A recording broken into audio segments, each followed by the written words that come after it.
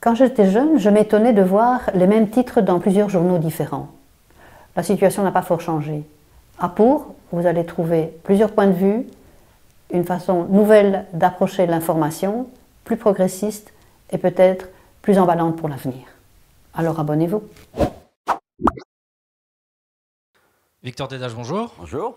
Alors, vous êtes animateur du Grand Soir et depuis maintenant plusieurs années, pratiquement les premières heures, vous suivez de près l'affaire Julian Assange.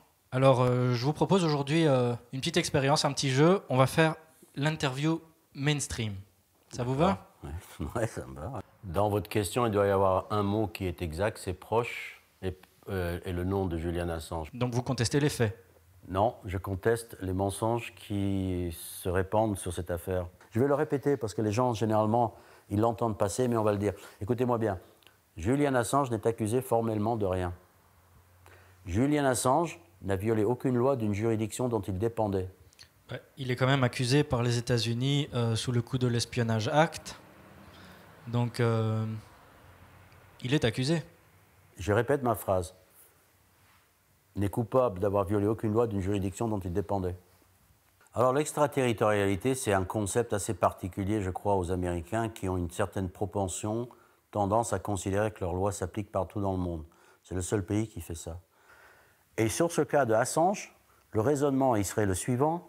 À partir du moment où Wikileaks a publié sur Internet, c'est comme s'ils avaient publié partout dans le monde, donc c'est comme s'ils avaient publié aux États-Unis, donc ils dépendent de la loi américaine. Ça, c'est le raisonnement des États-Unis. Yep. Vous vous rendez compte ? Sachez, braves gens, que du moment que vous publiez sur Internet quelque chose, les Américains pourraient considérer que vous êtes en train de publier chez eux et que ça dépend, vous tombez sous le coup de la loi américaine. Wikileaks est quelque chose de très très simple, que même vous devriez comprendre. C'est un média. C'est très certainement la plus grosse publication de documents authentiques de l'histoire de l'humanité. À lui tout seul, Wikileaks a dû publier plus que toute la presse écrite réunie depuis l'invention de l'imprimerie.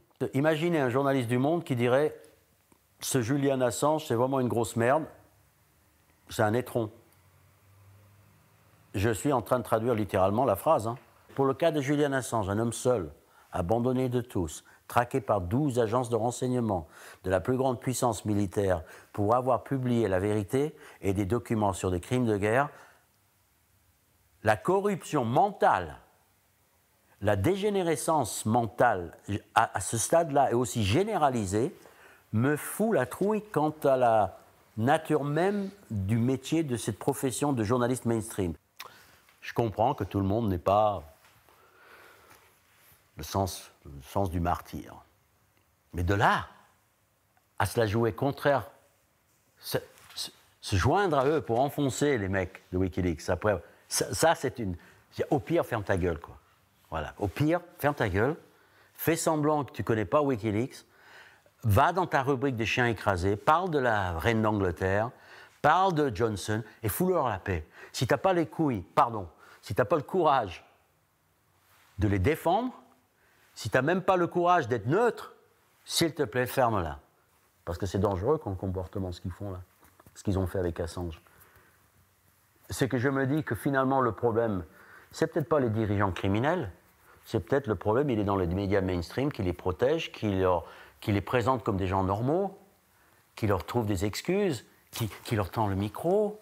Tout ça, on est au carrefour de quelque chose qui se trouve frontal en opposition avec les plus grands violeurs des lois internationaux du monde, les États-Unis d'Amérique, qui ont déjà fait preuve de leur agressivité, de leur morbidité, de leur dangerosité, de leur volonté d'écraser toute opposition.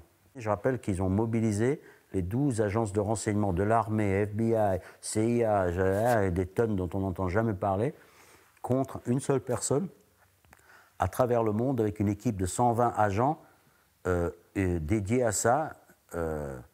Ils ont menacé des pays, ils ont menacé la Suisse, officiellement, Marc Pompeo, quand il était secrétaire d'État. Ne vous avisez pas à donner l'asile politique à Assange. Les procureurs britanniques qui écrivent, qui répondent aux procureurs suédois, ne vous avisez pas clore cette affaire. Ce n'est pas une affaire d'extradition ordinaire, ne vous dégonflez pas.